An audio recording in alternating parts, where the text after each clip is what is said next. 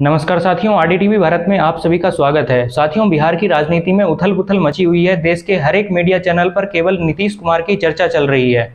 खैर, इस मुद्दे पर बात करने से पहले एक बार इसकी हिस्ट्री जान लेते हैं। 1988 में बीपी सिंह और जयप्रकाश नारायण के द्वारा जनता दल बनाया गया, लेकिन 1999 में जनता दल के कुछ सदस्य एनडीए या यूं कहें कि भाजपा के समर्थन में चले गए, जिसके कारण जनता दल दो हिस्सों में टूट गया। एक हिस्सा बना जनता दल सेक्युलर, जो कि भाजपा का समर्थक था, उसके लीडर थे एचडी देवेगौड़ा।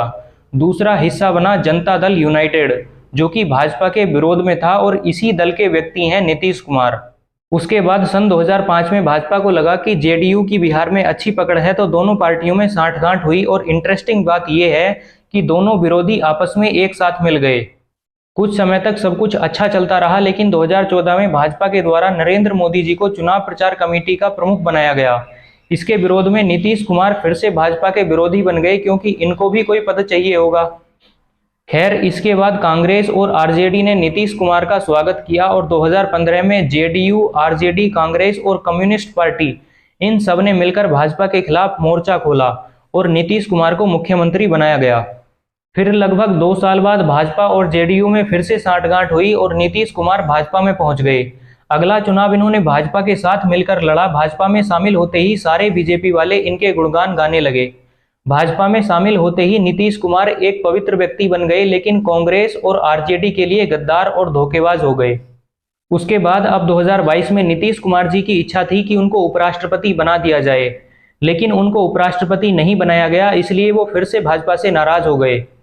कैबिनेट मंत्री धर्मेंद्र जी उनको समझाने गए, अमित शाह ने फोन करके समझाया, लेकिन वो नहीं माने और फिर से आरजेडी के साथ मिलकर बिहार के मुख्यमंत्री बने, और इस बार उन्होंने 8वीं बार मुख्यमंत्री पद की शपथ ली। कुछ समय पहले तक जो नीतीश कुमार भाजपा समर्थकों के लिए अच्छे थे, अब बीजेपी के लोगों की नजरों में वो फिर से धोखेबाज बन गए। बीजेपी के समर्थकों ने नीतीश कुमार को पलटू चाचा का टैग दे दिया, लेकिन कांग्रेसियों और आरजेडी वालों की नजरों में वो हीरो बन गए। कल अगर वो फिर से बीजेपी में चले जाएंगे तो उनके लिए वो फिर से पवित्र हो जाएंगे और कांग्रेस के लिए दुश्मन। ये चल क्या रहा है देश में? एक पार्टी का नेता दूसरी पार्टी में भाग जाता है, दूसरी का तीसरी में भाग जाता है। दिन भर एक पार्टी का नेता दूसरी पार्टी को गाली देता है, दूसरी का तीसरी को गाली देता है, और जब बात उनके हितों की आती है तो सारे गले मिल जाते हैं।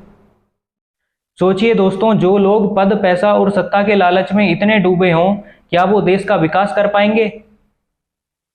नीतीश कुमार को उनकी इच्छा का पद नहीं मिला, इसलिए उन्होंने पार्टी बदल ली।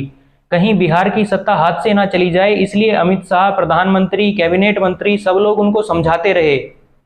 जो लोग अपनी समस्याएं नहीं सुलझा सकते, जो अपनी इच्छाओं पर नियंत्रण नहीं पा सकते, क्या आपको लगता है कि वो देश की समस्याओं को सुलझा पाएंगे?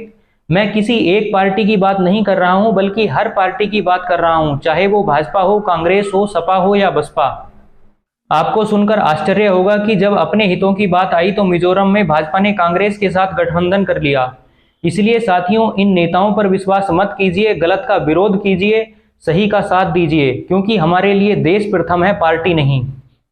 और साथ ही उस मीडिया का भी बहिष्कार कीजिए जो आपको केवल रात दिन यही दिखाने में लगी हुई है कि इसने इस्तीफा दे दिया, उसने इस्तीफा दे दिया, क्योंकि ये मीडिया उन्हीं के इशारों पर चलती है, ताकि आपका ध्यान वास्तविक मुद्दों से हटाया जा सके।